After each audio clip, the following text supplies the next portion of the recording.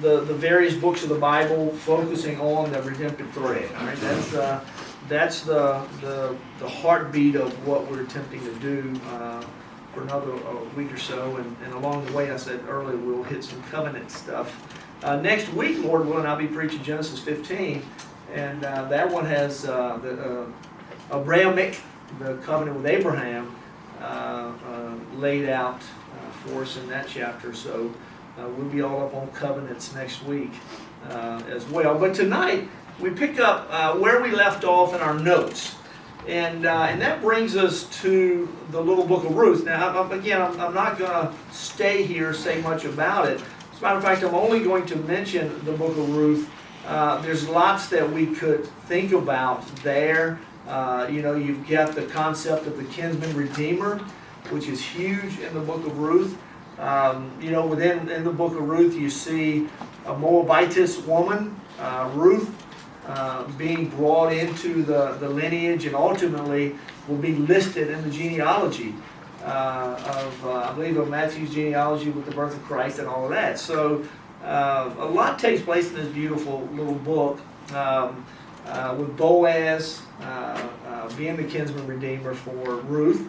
And the book of Ruth starts off this way. Listen to verse 1 of chapter 1. In the days when the judges ruled, there was a famine in the land. And so it was a time of chaos. Again, you see in your notes, and things started pretty poorly when you get to the book of Ruth.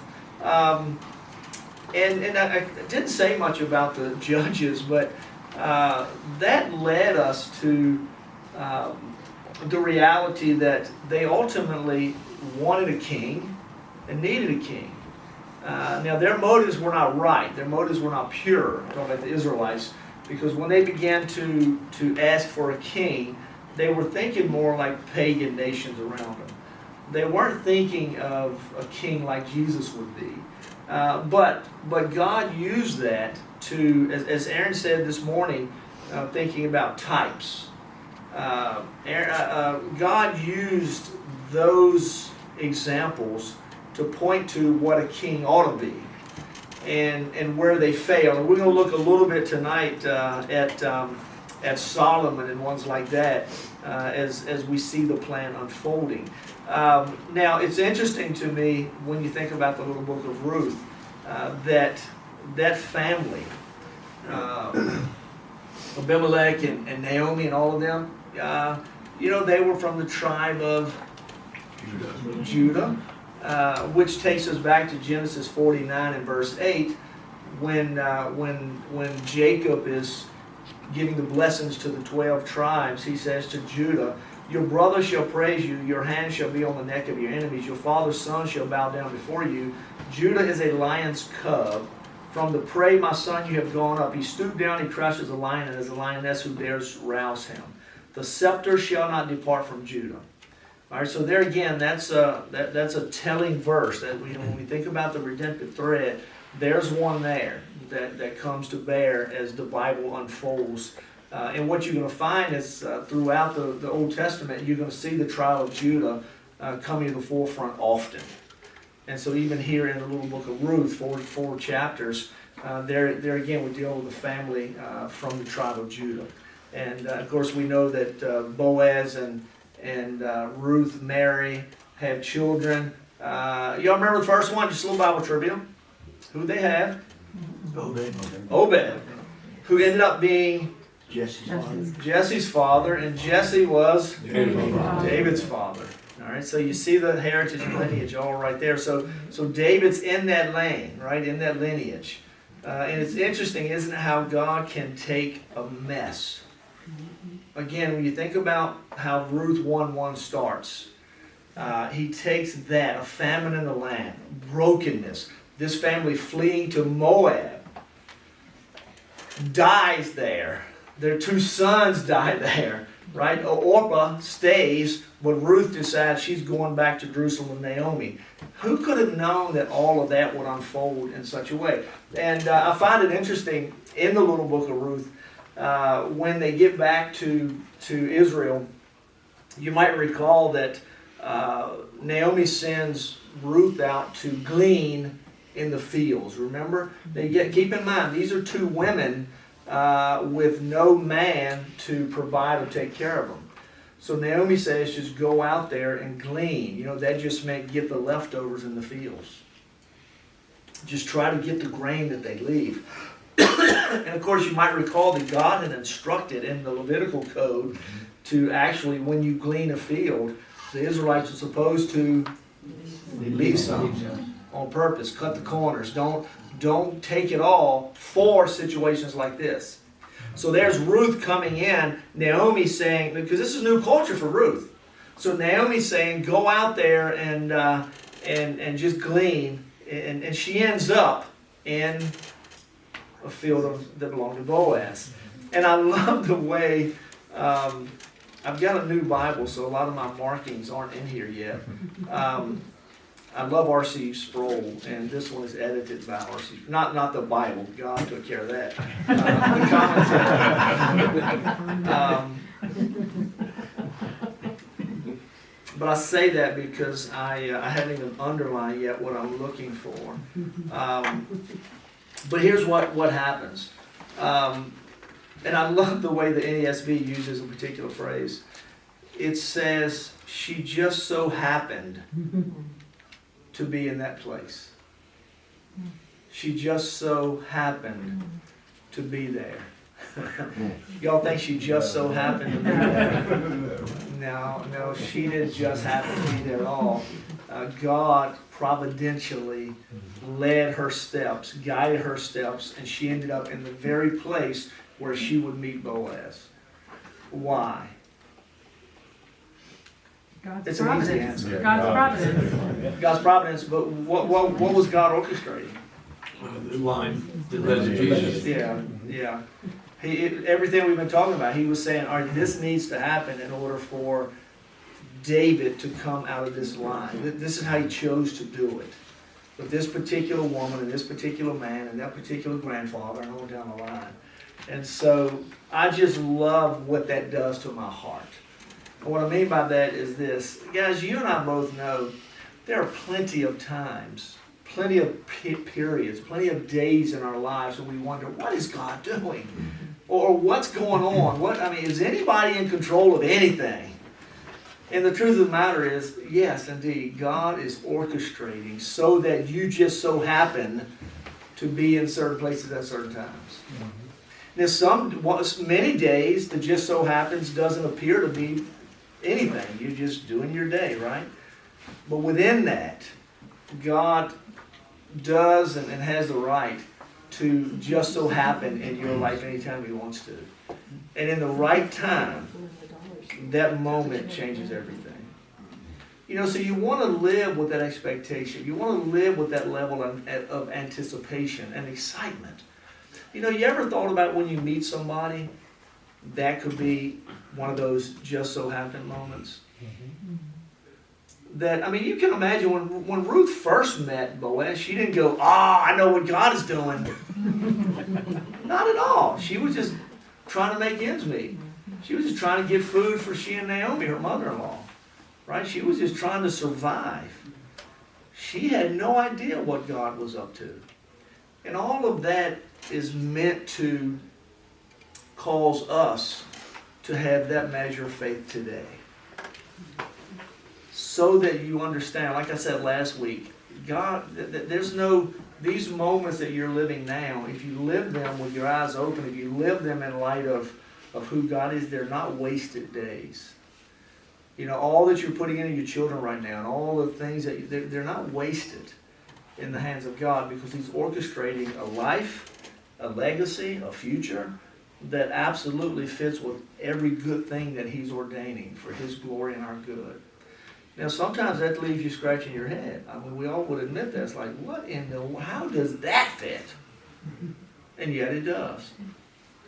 And so I hope these little stories make us just step back and go, fight for faith. Right? When Paul told Timothy, fight for your faith, guys, he told him that because he was going to have to. But I think for me personally, how do I walk after Christ? How do I live the life that I live? I try to keep something this simple in mind. He's at work in my life. And all things work together for good to those who love the Lord and are called according to His purpose. So sometimes you just got to hold on. You just got to trust God. I don't always have the answers, but I have one answer always. He is good. And He is capable. He is able. He's working all these things out. And so these stories that you could just run right past, man, I hope you don't. Kristen, were you going to say something? Go ahead. Isn't Boaz also a type of Christ as a kinsman redeemer? He is. And he is. Taking a Gentile bride? Yeah. Yes, he is indeed.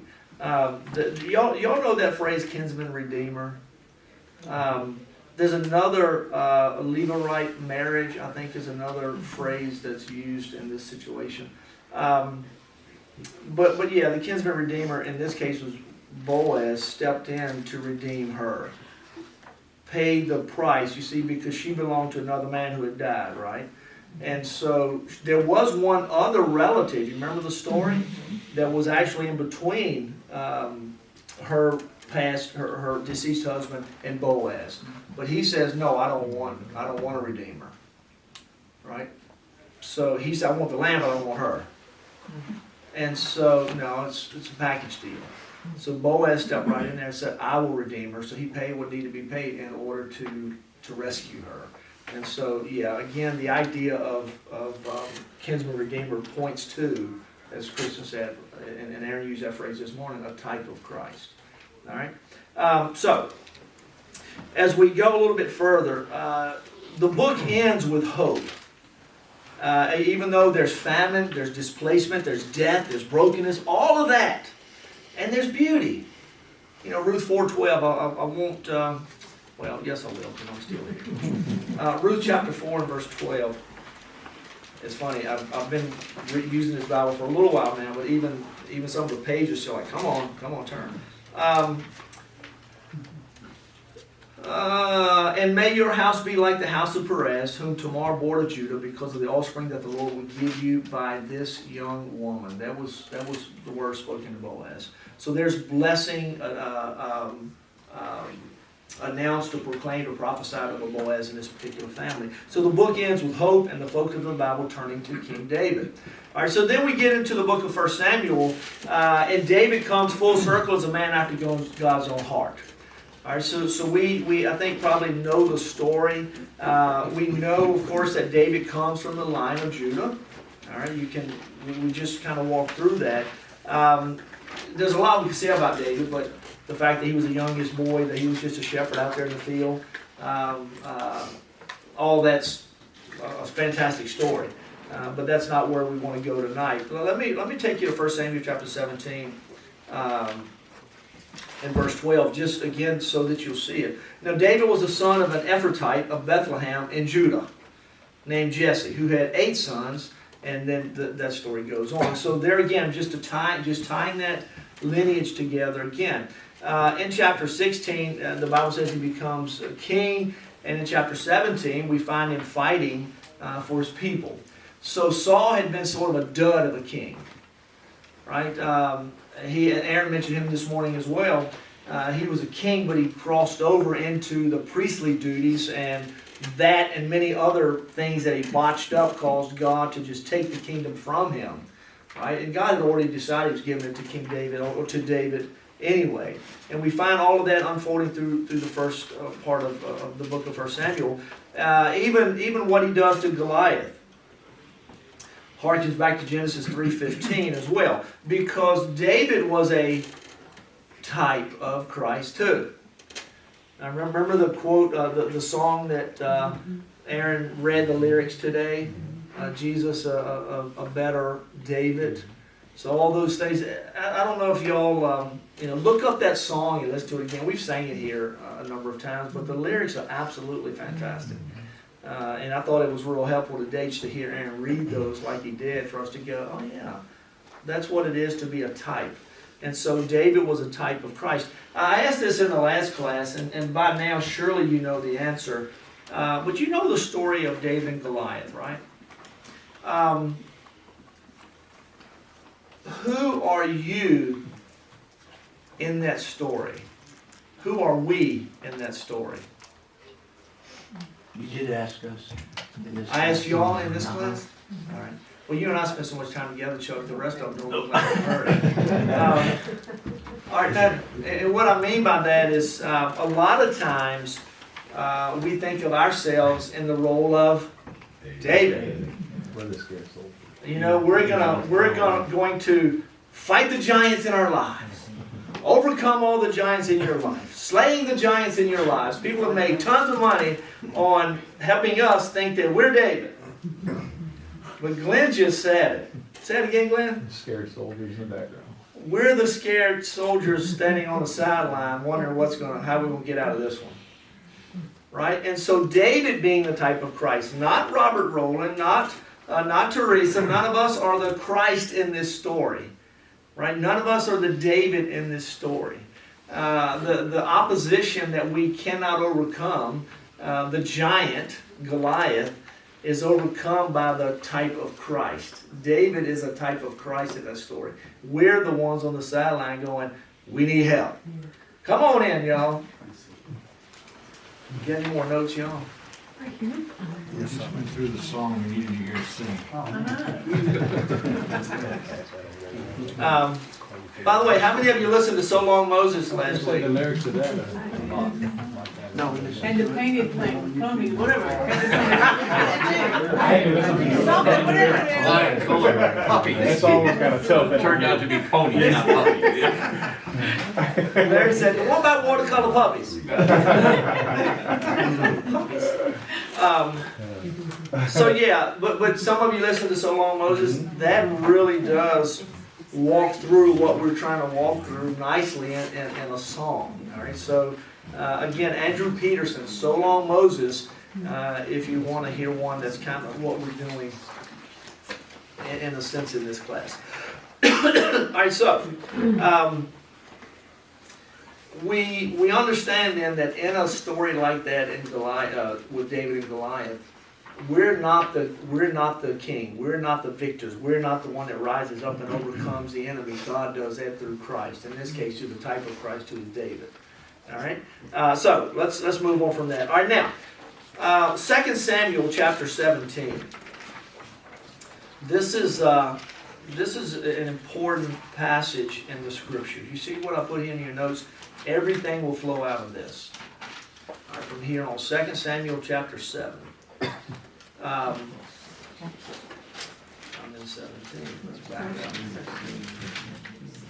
2 Samuel chapter 7. I'm going to begin in verse 12. When your days, now this is the Lord making a covenant with David. This is the Davidic covenant. When your days are fulfilled and you lie down with your fathers, I will raise up your offspring after you, who shall come from your body, and I will establish his kingdom. Let me pause right there. Who's he talking about in this prophecy at this point? And there's two. This one is sort of two peaks in here. Solomon and Jesus. Solomon. Yeah, all right, Solomon in that verse. I'm going to raise up a king after you. So that's going to be Solomon. Verse 13. He shall build a house for my name. Solomon does that, right? Mm-hmm. Solomon is one that builds a temple. And I will establish the throne of his kingdom. All right, now, here's where it switches over. I will establish the throne of his kingdom forever. I will be to him a father, and he shall be to me a son. When he commits iniquity, that's not Christ, I will discipline him with the rod of men, with the stripes of those of men. But my steadfast love will not depart from him, as I took it from Saul, whom I put away from before you. And your house and your kingdom shall be made sure forever before me. Your throne shall be established forever. All right, so again, now, you've heard me say, I think, a couple of times, prophecy oftentimes is like the peaks of a mountain range. And sometimes, if you're driving to the west, and you look way out there in the horizon and you see mountain ranges start to come into view. And it looks like that, right? You just see one. But what you can't see is that behind it is another one. Right? You follow what I'm saying? And so sometimes prophecy is like the peaks of a mountain range. There's one near that you see, and then there's one behind it that you don't see until it's fulfilled a little bit later. And the New Testament shines light on a prophecy of the Old Testament. We begin to say, for example, Isaiah 7:14. What's that one? A virgin shall conceive. All right, now that's that, whether you know it or not. What's the obvious one? Because of the light of the New Testament shining back.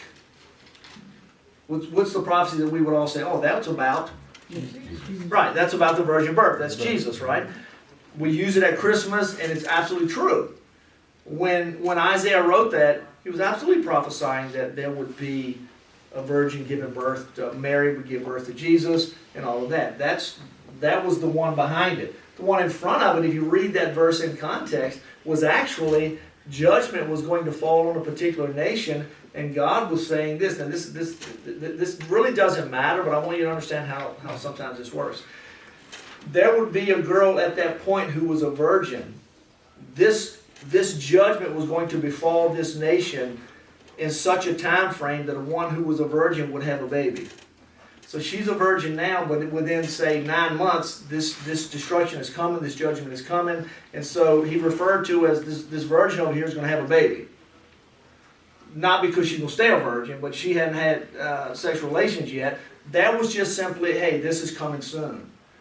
But we know far more serious, far more important than that was the fact that a virgin, Mary, would have a baby, Jesus Christ, hundreds of years later. Now, I want to take you back to the passage I just read, because interwoven in those verses is two peaks. One of them, he's talking about Solomon. At the same time, though, he's talking about Christ. So when he talks about iniquity, well, that's not Jesus. But when he talks about your kingdom will last forever, that is. And I'm going to show you again in a little bit, verse 14. I will be to him a father, he shall be to me a son. When he commits iniquity, I will discipline him with the rod of men. Now I'm going to show you what I think that means in a little bit. So there were two promises here. One, Solomon would be king, and two, the ruler that was coming ultimately would have an eternal kingdom. That would be Jesus. All right, so there's a lot of prophecy, some on the forefront, some that would be fulfilled later on. The hope for the seed, which would make our minds harken back to what? The hope for the seed. We've been talking about it. We use that big old fancy word a lot on Sunday mornings. And Genesis 3:15. That's right. There you go. Genesis 3:15, proto-evangelium. So the hope for the seed now runs through David's house. All right, so again, now keep in mind, we started off Genesis chapter 12, or actually Genesis 3:15 was just a statement that we now call the first mention of the gospel is what proto-evangelium means. And so the first mention of a seed crushing the head of the serpent. That's sharpened when we get to Genesis 12. Okay, now we've got a people that God is building. All right, so then you come on down to Genesis 49, and it's sharpened further. Not just a people, but a particular tribe, the tribe of Judah. And then he continues to sharpen that focus to now we get down to not just the tribe of Judah, but a particular family in the tribe of Judah. All right, and from David, now we're going to have a seed that will his kingdom will last forever, which again kind of jumps back to Psalm 110 that Pastor mentioned this morning too. The Lord said to my Lord, and all of that passage right there. So the hope for the seed that's going to crush the head of the serpent now runs through the house of David. And the need for a righteous king has never been clearer. All right? Because we continue to see problems with the kings, right? Saul had problems. Did David have problems? Yeah, David had some problems too. David messed up royally, although he was still a man after God's own heart. I'm thankful for that. You know, so that you screw up one time, you don't get dismissed, and it's just like, you're done, you're out. And I'm not saying go out there and commit adultery, have babies, or women, kill people. That will not be good. All right? We don't want to exercise what we sometimes refer to as premeditated sin. Well, I'm just going to do it, I'll ask forgiveness later. That's not a good way to live. We don't want to do that. So don't just bank on God's forgiveness. Don't just take it for granted. Oh, He'll forgive me. Well, probably so if you have a repentant heart. But don't play that game. All right? You never know what the devil might do to you if you fall into sin. What I mean by that is you might get so tangled up that you can't get out. You're not paying a whole lot more than you meant to pay and stuff like that. So that's another story. All right, so we heard mention of a temple and all that kind of stuff. The hope to dwell in the presence of the Lord is the point of the temple. There will be good kings and bad kings. There will be setbacks and victories, but it will all be in light of this promise that will not be broken. All right, so remember that His promises to us in Jesus are just as secure and guaranteed. I always like to throw stuff like that in because it's just my pastor heart. I don't want just to give you facts. I want you to apply. I want you to be able to say, you know what? The line is not going to be broken. He promised all the way back then to David. And He saw it through. You understand? These aren't just words on a page. This actually happened. Solomon became king. Solomon built a temple. Solomon had to be disciplined by men. Solomon lost it, but that didn't mean it was over. Because there was more of the story yet to unfold. All right, so 1 Kings 8. All right, let me take you there. 1 Kings chapter 8 and verse 56. This is really moving quickly through the Old Testament, but there again, I just remind you, it's just a survey. Solomon's prayer, benediction, message to the people. Verse 56. Blessed be the Lord who has given rest to His people, Israel. According to all that He promised, not one word has failed of all His good promise which He spoke by Moses His servant. The Lord our God be with us as He was with our fathers, and it goes on. 1 Kings 8. Now I just read one verse. You want to read that in its entirety, in context. But it seems to fulfill the promises of 2 Samuel 7. You see, so the temple's built at this point. A lot happened between what I read in 2 Samuel and what I just read in 1 Kings 8. They finished the temple. There's peace all around. They have a land. God is dwelling in the temple. It seems like they've arrived. There's rest. They even use the word rest. Right? So it looks like we've made it. We accomplished, the promise is complete. So it was at the end of redemptive history. Because the temple is there, God's dwelling, they have a land, there's peace, there's rest, there's a good king on the throne and all that kind of stuff. So, you might sit back and go, well, Bernard, we made it. Well, that would be a mistake. At this point, we have David's son and throne, the temple built, all of that. All right, is this the end of redemptive history done? At the end of 1 Kings 10, let's go a little bit further.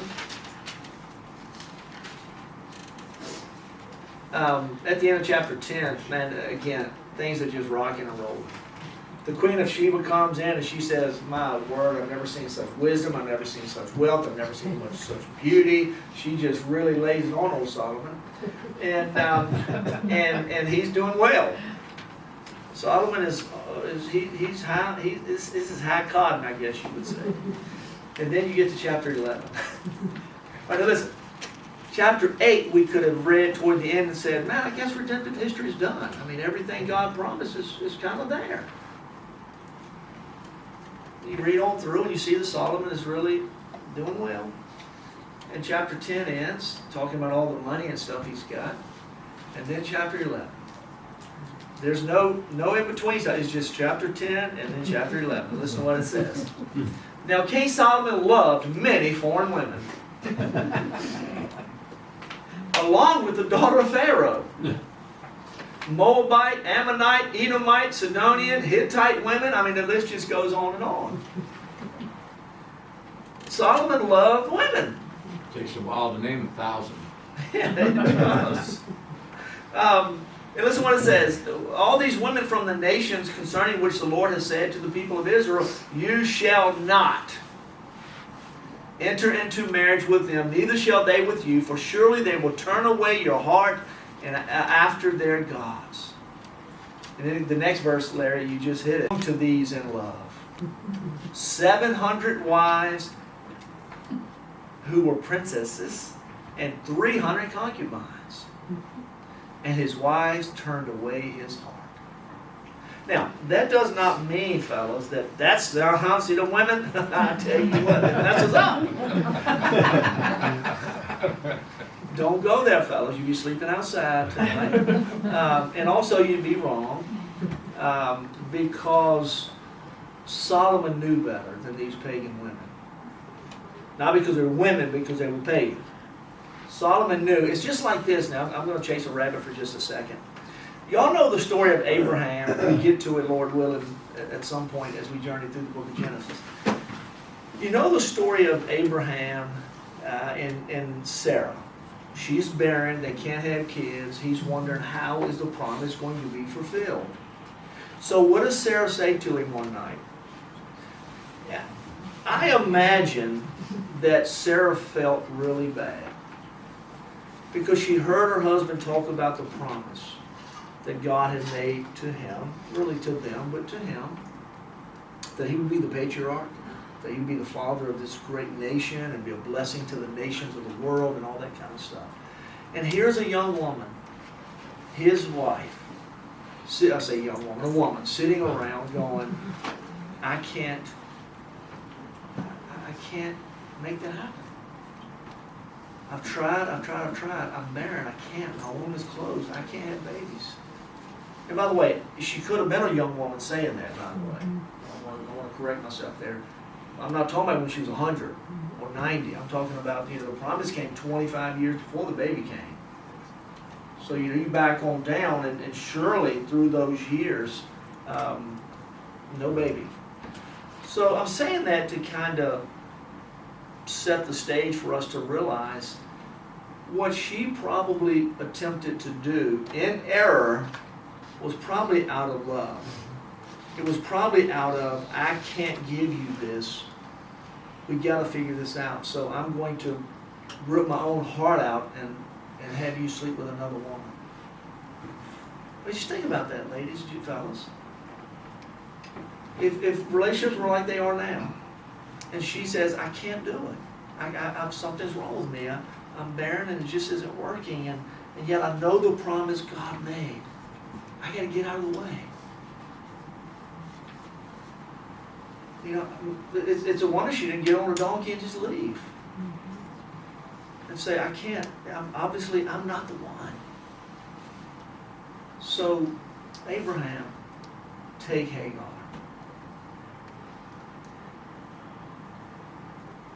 Right? That could have been an absolute moment of extreme sacrifice. I mean, can you imagine if she loved him dearly, going back home or going down to the Churchill Market and knowing that Hagar's just going into her house for one reason? Put yourself in those places. Don't just read it like it's some... No. Imagine that with me. I mean, if that shoe were turned around, I'd be like some woman, some lady in there with my, some man in there with my woman. I'd be like, I ain't going to Churchill Market. Somebody gonna die up in here tonight. Even if I told her to do it, I'm still gonna kill somebody. I was joking. Yeah, I didn't mean it. What's wrong with you? Yeah. All right, now, that's a good segue. What was wrong with Abraham? We look at Hagar and we say, man, what was she thinking? He should have been the one to say, no, honey, ain't no way I'm doing that. God made this promise to us, and God would not say we should commit adultery. God would not say I ought to go this route. I am not doing that. Your heart, my heart breaks with your heart right now. You are the woman for me. You are enough for me. I am satisfied with you. I would never turn away. Stupid joke, and we do, okay. If you say so. I'll do it. No, Abraham, you knew. It's just like Adam and Eve. Adam, God talked to you. What was that, It Chris? came from Adam, so I mean. Yeah, Adam, you Got it honestly. knew. Yeah. Right? You knew. You should have protected Eve. You should have watched over. You should have made sure she understood. Don't play that game. Don't get near that guy. Stay away from that snake. Don't look at that tree like that. So before we just throw off and say, "Oh, it's women," man, run that thing through your thought processes like that. Solomon knew, and he willfully disobeyed God. So, at the end of 1 Kings 10, we get 1 Kings 11, a list of Solomon's other gods, which invokes 2 Samuel 7:14. Now, I wanted to make sure you just, it's just really helpful that you learn how to tie things together. And that takes years, right? That takes practice, that takes reading, that takes praying, that takes study, that takes sitting in classes like this. 2 Corinthians 7:14, I go back. God says, He shall build a house for my name. This is the covenant with David. And He did. And I'll establish the throne of His kingdom forever. In a sense, Solomon was in the lineage too, and ultimately David did father a king that would be forever. Of course, it wasn't Solomon, it was Jesus. But listen to verse 14. I will be to him a father, and he shall be to me a son. When he commits iniquity, I will discipline him with the rod of men, with the stripes of the sons of men. That's what ends up befalling Solomon. The kingdom is divided, torn in two. The whole nation, it ends up being a northern kingdom of Israel and a southern kingdom of Judah. So Solomon starts out well, but he ends poorly. Because he falls into sin, as every man does. Now, it doesn't have to be to that extreme. But the point is, again, it looked like we were doing okay, but the fact remains that time and time again, what we see is that man, apart from Christ, can't get it done. We can't be the answer. We need a king. We need a righteous king. We need an honorable king. We need Jesus. So what we get are glimpses as you read through the various kings, those that were halfway decent. You get glimpses of the good aspects of kingship. But nobody can live up to it. Nobody measures up. But it's types pointing to the king who is coming. All right? So again, I don't know why that stuff thrills me. This fulfillment is just a marker and a signal to what will someday be true and complete. There's a greater fulfillment to be reached. All right? So you don't read the book of Ruth, for example, and say, oh gosh, it's over. Famine, displacement, there's death, there's heartache, there's uncertainty. And that was all true with a snapshot in time. But that wasn't the end of the story. So I've got to knock a little bark off this tree as I go back by it again tonight. Our tendency today is to take a snapshot of our current culture and say that it's over. But it's just a snapshot. And our God is still very much at work, unfolding His perfect plan of redemption, advancing the kingdom, the church prevailing in more places than just the United States of America. So you got to really guard against that tendency that all mankind seems to have, that all I can see is this, and so we are sunk. How many times could they have said that? The kingdom is divided. The kings get worse. It's over. We'll never see the fulfillment of God's promises. The covenant that He made, right? Abraham struggled with that. Sarah struggled with that. How's it going to be? Right? Noah, he got a covenant with him. But there was a lot of stuff. The same thing's true for us today, gang. What I would say, the faithfulness that we now can look back and see that God demonstrated through the centuries is the faithfulness that we need to understand He will continue to demonstrate today and tomorrow and 100 years from now. All of his promises for us are yes in Christ. 2 Corinthians 1:20. They're still true today. These things are more than just historical facts that go, oh, that's pretty cool. No, live it out today. When you say, I don't understand what's going on, I don't see how this is going to work, trust him. And you have reason to trust him because of these demonstrations of his faithfulness through the years. All right, so let's jump over to the next page. I'm just going to read the top, and then we're going to jump into the Psalms a little bit. When I think about Adam and Eve and their commission and failure to execute it, I believe we see the same pattern of commissioning and failure in Israel as a nation. We see it in her kings, the rebellious nature of her people, and her inability to rise to God's holy standards. Whether it was Adam and Eve or a whole nation or individual kings, we see the patterns. It was as though Israel experienced the same result of Adam's unfaithfulness. Listen, think about this for a second. Because of their unfaithfulness, Adam and Eve experienced what? Just a few things. Don't have to be specific. You can paint with broad strokes. What came into being because of their sin? Separation. Murder. Death, murder, displacement, separation from God, the loss of rest and peace, murdering your own family, pain and childbirth. Just think, if it wasn't for her, Allie, you'd be like, oh, this is going to be easy. I'll be pulling some grass out the flowers while I just, have this next little baby. And so, you see that in Adam and Eve, but you also see that in the nation of Israel. So what you have is death and loss. The presence of God, lost again. When the tabernacle was torn down, when the temple was torn down, the loss of their land, it's just a repeat. The loss of community as a people. But for the same reason God gives Adam the promise of Genesis 3:15, so Ezekiel 37 speaks of the resurrection of the people even though in exile. Y'all know Jeremiah was a prophet, right? Mm-hmm. Y'all know when Israel, when Judah, that's the southern kingdom, they were taken after the northern kingdom of Israel. Assyria overtook Israel. Babylon overtook Judah, right? The southern kingdom almost 200 years later, 726 and 586. And so Jeremiah stayed in Israel, by the way. He was in Jerusalem the whole time. He was never exiled. But you know where Ezekiel was? He was in Babylon.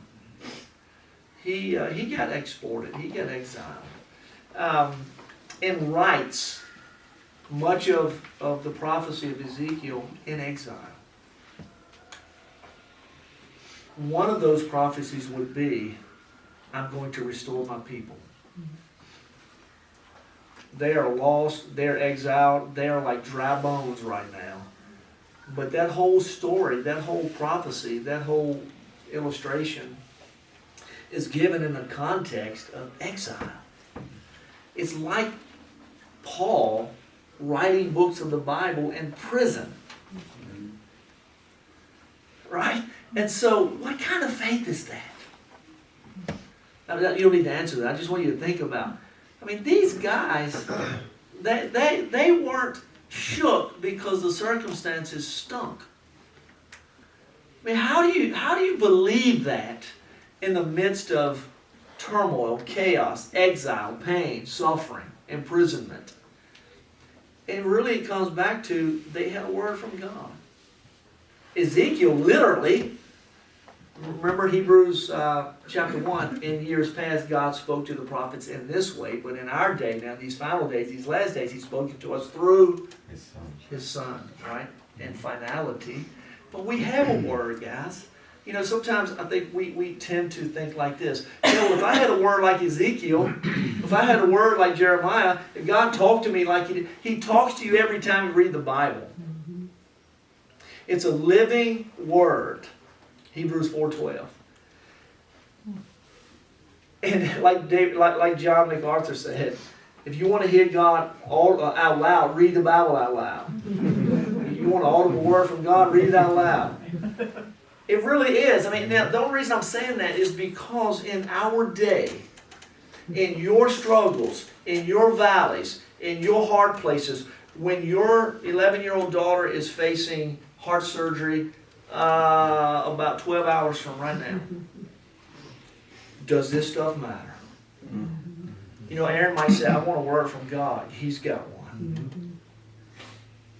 And even though, as he admitted this morning, fighting for peace, that's a daddy's heart, right? I mean, gosh, you worry about my little girl. The thoughts of they're gonna cut her open and they're gonna do stuff to her. They're gonna take a part of her big old artery going out of her heart. I mean, that's scary stuff.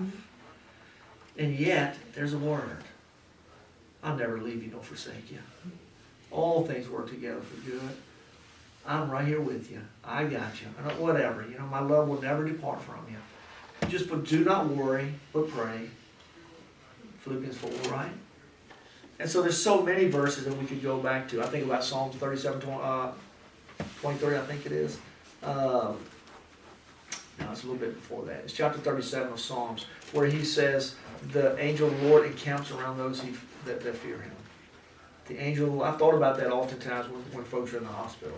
The angel of the Lord encamping around them. Those who fear the Lord. Now that doesn't mean I'm scared of God. That means we stand in reverential awe. It means that there's so many verses, right, that God gives us. So you say, well, I just wish I had a word. You have a word. Just read it. Memorize it. Learn it. And if you say, well, I can't memorize all that. Well, write them down and put them in your pocket for circumstances that you know you're going to need. I'm fearful right now. Go to your little index on fear. Right? Heck, you got Google. Google it. I just want to sound more spiritual. But I Google a lot, Brother Mary. Yeah, Google it, man. Utilize the resources you got. And so, you know, you could do that. Well, when I get worried, I've got some verses I can use. When I'm concerned about how we're going to pay these bills, I got some verses I can use. When I don't understand why this person died, I got some verses I can use. And so you learn to just pull that Rolodex out, and the better you have it in your mind, the easier it becomes, and you just apply the word. I got a word. Now it's, do I trust it? Am I going to believe? Am I going to obey? Am I going to have faith in the word that I got? You see, and that's all these people did. They got a word from God, and then they had to decide whether they were going to obey it or not. And once they said, yeah, we're going to come hell to high water, we're not quitting. We're not bailing. I'm sticking with God. There's no magic formula to this, you guys. You've got a word. Learn how to apply it to your situation. When you sit down, you hear about the circumstances in our nation. Let the word calm your nerves. Let the word help you understand rightly what you're seeing, rather than wrongly, like, I'm going to make this statistic up. 95% of people do. You don't want to live like that. So, the Psalms. All right. So we hustle through. By the way, 1st and 2nd Kings and 1st and 2nd Chronicles are very similar. You read those books and you go, good Lord, I've already read this. Can I just skip it and say I read the whole Bible? Who hasn't been tempted? Come on, you know what I mean? They're really. You know, you get in Numbers and you read 37 rams, 75 pounds of silver, 12 pigeons, and 8 frogs, and a lizard. And then the next priest came up for the next week. 37 rams, 75 pounds of silver, 8 frogs, and a lizard. And the next guy, 75 loaves. I got it. You got to measure out the oil and the flour. Yeah, that's right. Woo! But by the way, when you read 1st and 2nd Kings in comparison to 1st and 2nd Chronicles, really the only difference is one of them is a post-exilic view, and the other one is pre. So 2 of the books are written after the exile, 2 of them are written prior to, but it's the same view from different sides. So they're covering the same material. That's why you get a lot of stuff about the kings. All of a sudden, I already read about that king. One of them is post-exilic view from that side, and these 2 from over here. That doesn't really matter, but that's what that is. All right, so I want to jump over to the Psalms for just a little bit and introduce this for us tonight. The Psalms, interesting 150 Psalms. By the way, the first song we did today was the last one, Psalm 150. Y'all seemed a little slow on that. I was a little disappointed. I feel like we started too early. We weren't jazzed up yet. Everybody's still asleep. I was like, I want to turn around and say, "Come on, y'all! I like this song." But not Brad. But we just I thought we felt a little slow. I thought we felt a little. We weren't praising yet. So we need to do that again, Brad. All right. Next time I'm gonna dance. But a great song. Great song. Now, the Psalms themselves are broken down into 5 books. So if you've ever read in your Bible and you see book 1, Psalm 1 through 41, and then like when you start chapter 42, it'll say book 2. Well, Jewish history or tradition was that they were segmented into 5 books. I believe it's true. And many would say that the 5 books correlate or parallel the Pentateuch, the 5 books of Moses. And so I want to just kind of break down a little bit of how they go. The Psalms tell the larger redemptive drama through poetry. And so what ends up happening is within the Psalms, you've got this history, we've been talking about it, in poetic form. But it's referring to the same stuff, but it's poetry. All right, so each one reflects a wide range of human experience and emotion in response to challenges, joys, and heartaches. There's a theological motivated framework for the Psalms. Luther called the Psalms a little Bible and summary of the Old Testament. All right, so now, the Psalms are organized into 5 books. Each one ends with doxology. Now check this out, y'all. You can look. Each one ends with praise, with doxology. By the way, I enjoyed singing the doxology today, so y'all did all right with that. But we enjoyed that. Melody was excited too, Brad. She said she wanted to do the doxology. The other night she heard you singing it. Right on the tail end of that song. So it's like, that's a God thing. So doxology, y'all know what that word means? Yeah, it's just praise. It's so we're giving praise. Right? So each section of the 5 books ends with doxology. Jewish tradition says the 5 books again matches the 5 books of Pentateuch. All right, now we don't have time to go very far, but book 1, it's Psalms 1 through 41. And see, look, in this particular Bible, can you see it, Huggy, right there? What does it say on the top of it? Book 1.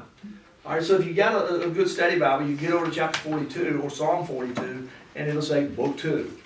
And so there are 5 sections within the Psalms. All right, so book 1, Psalm 1 through 41, is nearly all of them just about written by David. I said nearly all because there's a couple of exceptions.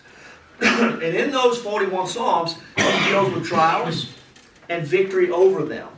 Psalm 22 is a good example. It starts with lament but ends in praise. Psalm 41:12 is a good ending to this section as the promise to the house of David is remembered. So now, for the sake of time, I'm not going to go look at all those, but I want you to, just to see what I'm talking about. By the way, see, I'm all hip and say I put BTW. Yeah, y'all like that? Did I impress you? Whatever you call that, skills. Psalm 1. Psalm 1 introduces the book as a whole and establishes the central theme. Listen to this. All right, here's what I said. Introduces the book as a whole. Talking about the whole of the book of Psalms. And establishes the central theme. And here's a central theme of the book of Psalms. Meditation on Scripture is the key to knowing God and His will. That's the heartbeat of the Psalms.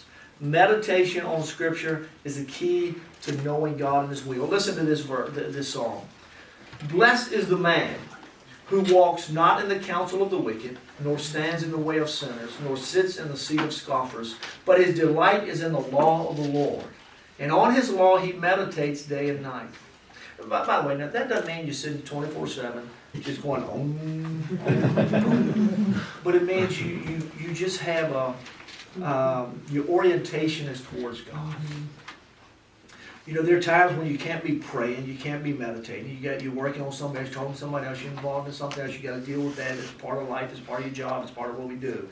But at the same time, overall, your mindset is going to be such that God is always a part of your thought processes. That's why I asked my Sunday school class this morning, do you think about God in the day-to-day, step by step? Or is it just Sunday morning? Oh, got to get with Jesus on. No. I mean on Tuesday when you're in the middle of something, you're going, what's the right thing to do here in the eyes of God? What do I know about the Scripture? What would God have me do? How does this impact my witness? Does this advance the kingdom? Whatever it looks like.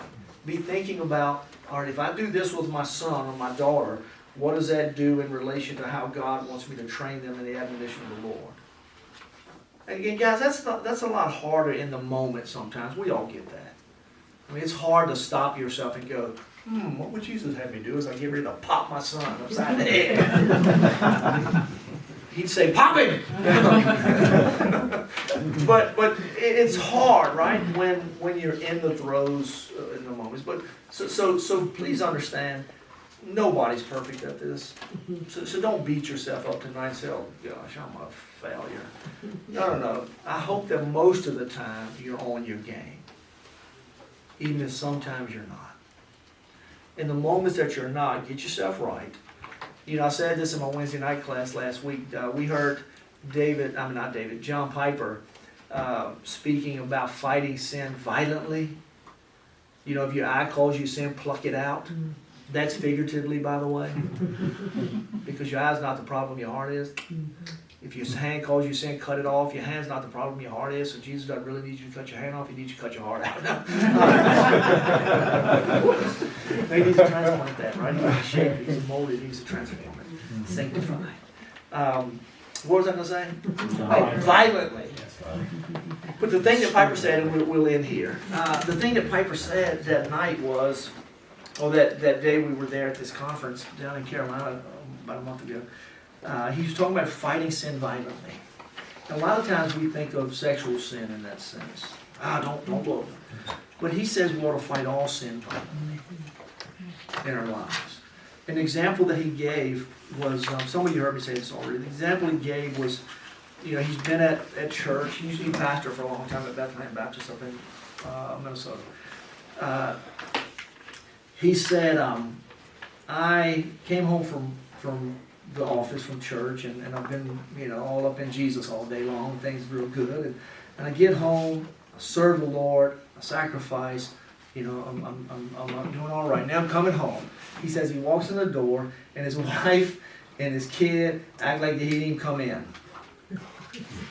I mean, nobody kissed his feet, nobody got his, I'm not kidding, I'm not saying that part, but I mean, it's just like, nobody acted like anything changed. John got home and everybody just kept trucking. They were all consuming their own thing, and Piper's going, hello. Anybody even care that I made it through the day? And he said, so he found himself just immediately getting angry, resentful. And then he used this word, sullen. How dare they neglect me like this? Don't they love me? Don't they know what I do and who I am and all these things? And he said he got so just, Man, I looked at Brad, he was crying. I felt like a heel. Because I had done the exact same thing to my wife. Right before we left on the trip. And didn't even make it right, Daniel, before I left. I mean, I'm so mad. I'm like, you ain't getting none of this. You ain't getting it. Boy, did she say attention. Hush your fuss there. No, I did. I'll tell you the truth. I really did. I mean, I left there mad. Because it's like, she don't appreciate me nowhere near enough. I mean, to tell you the truth, man, I work hard around here. I go the extra mile. And Piper used that example. I'm like, can't I just pluck my eyeball out? No, he said you got to fight that kind of sin violently. So he told us in this particular day, he botched it up many times, he said, but this particular day, he realizes I'm getting angry, I feel neglected, I don't feel loved, I'm sulking, I'm sullen, I'm acting like a child. He said so he marched upstairs in his house He said, and I hit my knees and I fought that sin violently, he said. I didn't get up until I kept my heart right, because my problem was my heart with God. It wasn't my wife. I come in selfish rather than looking to serve them now like I serve everybody else for today. He said, I fought that sin violently until I kept my heart right, and then I went downstairs and I loved my wife and I served my family. So, you got to fight sin violently. And the best way to do that, friend, stay in the Word. Keep your heart oriented towards God. Bring it back. Get right. When you feel those things creep in and start taking control, do something about it. And that something needs to be, I got to get my heart right because it's getting sideways. I got to run to Jesus right now because I'm losing my grip. The flesh is getting ready to take over all up in here. You know, and that usually doesn't end well. Most of it for me. It never will end well. No, it doesn't. It doesn't end well. So you got to fight sin violently. And the best way to do that is to meditate on the law of the Lord, the ways of God. And then you finish that psalm. And that person that says it's like a tree planted by rivers of water. Leaves never wither, and everything he does prospers. Because that's the way God works in a man's life, a woman's life, that's committed to him and humble before him. So, I'll stop right there. I kind of get off track a little bit, but I love that story because it convicted me so bad. I did call my wife that evening.